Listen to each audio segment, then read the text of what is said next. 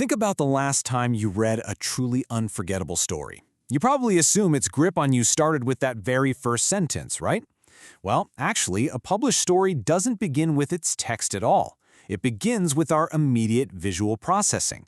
Today, we're diving into this explainer to explore the invisible editorial decisions that completely shape our reading experience, long before we even process a single word. So, what actually makes you click on a story? Just think about your own browsing habits for a second.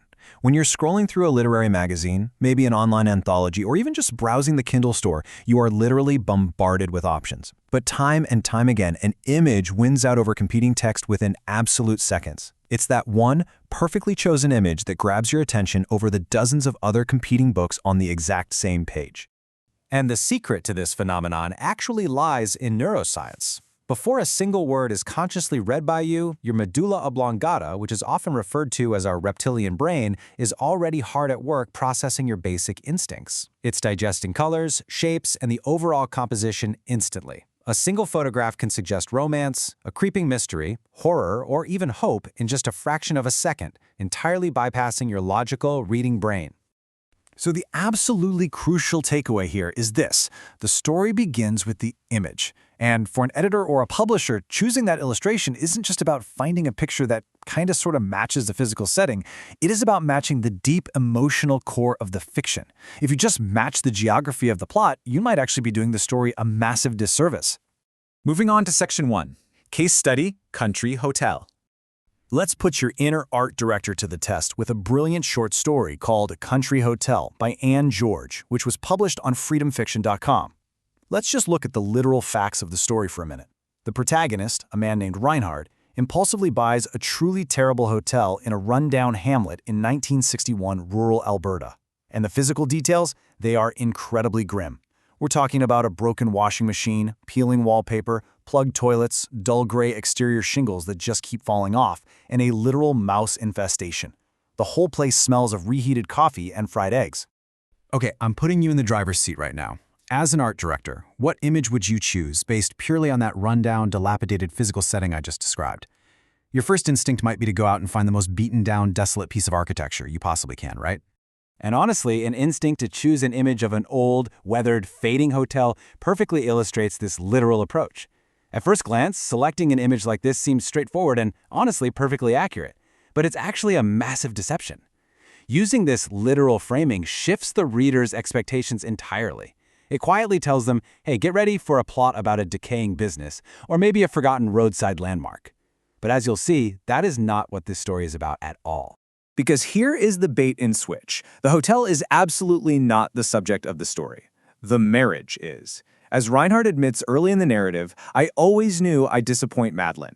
You see, this story is actually a deeply tragic look at a crumbling marriage, a desperately weak man making terrible choices, and his long-suffering wife who becomes as ferocious as a lioness just to keep her family surviving.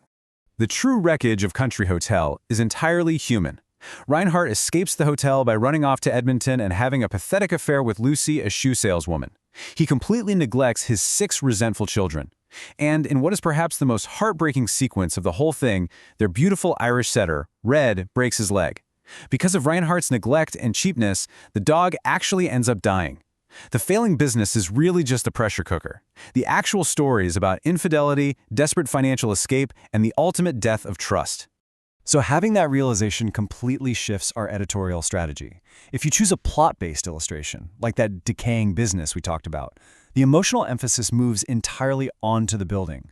But an emotion-based illustration, that suggests loneliness, transition, and emotional distance. And those themes resonate so much more closely with Reinhardt and Madeline's harrowing journey. A literal abandoned building is empty. It's completely devoid of human stakes. But contrast that with, say, a restrained, solitary figure standing on a neon-lit motel balcony at night. That beautifully captures the family's temporary living situation, the deep, crushing isolation Reinhardt feels from his family, and the lingering loneliness of a broken relationship. It hits the emotional core perfectly. Which brings us to a huge takeaway. The very best literary illustrations always leave room for the reader's imagination. An illustration should rarely just describe the plot point for point. I mean, it is not meant to be a substitute for actually reading the story. Instead, it's there to create a rich, emotional atmosphere. It invites curiosity without spoiling the central conflict or the resolution. And that brings us to Section 2, the editor's journey. When we break down the modern editorial workflow, it becomes super clear that crafting a truly memorable story is about way more than just redlining prose to absolute perfection. In fact, platforms like freedomfiction.com specifically prioritize the author's freedom in selecting their own prose. They often allow human imperfections to remain because, honestly, those imperfections make the characters feel raw and real. So the editor's job isn't just to blindly fix typos, it's to build an entire immersive visual presentation around those raw imperfections. Setting the right aura through colors, layouts, and formatting is treated with absolute reverence. Ensuring a seamless experience, whether a reader is pulling the story up on an iOS tablet, a Windows laptop, or an Android phone, is just as vital as the text itself, so that the visual spell is never broken. And this brings us to such a fascinating concept. A truly great illustration actually serves two completely different audiences at the exact same time. First, before the reader even begins, the image attracts attention and establishes the mood. But after reading, this is the magic part. The reader looks back at that exact same image after the climax, and it acquires a totally new, profound, and deeper symbolic meaning that simply wasn't obvious before they intimately knew the characters. There's this fantastic quote. Often the strongest illustrations are those that hint at mood rather than summarize events.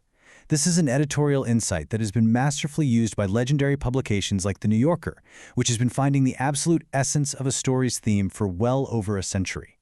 You don't need a picture of a literal smoking gun for a detective story, and you certainly don't need a picture of a dog's broken cast to tell the story of Country Hotel.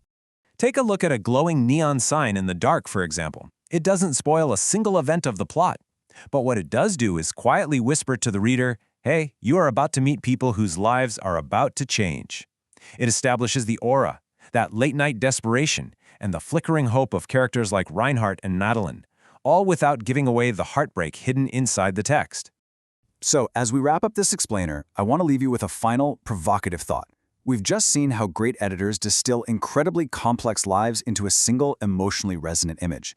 If you had to capture the emotional core of your own life story in one single image, and I don't mean a picture of your house or your job, but your true emotional journey, what would it look like? Thank you so much for joining me today, and I genuinely hope you never look at a story's illustration the same way again. Keep learning, keep exploring, and I'll catch you next time.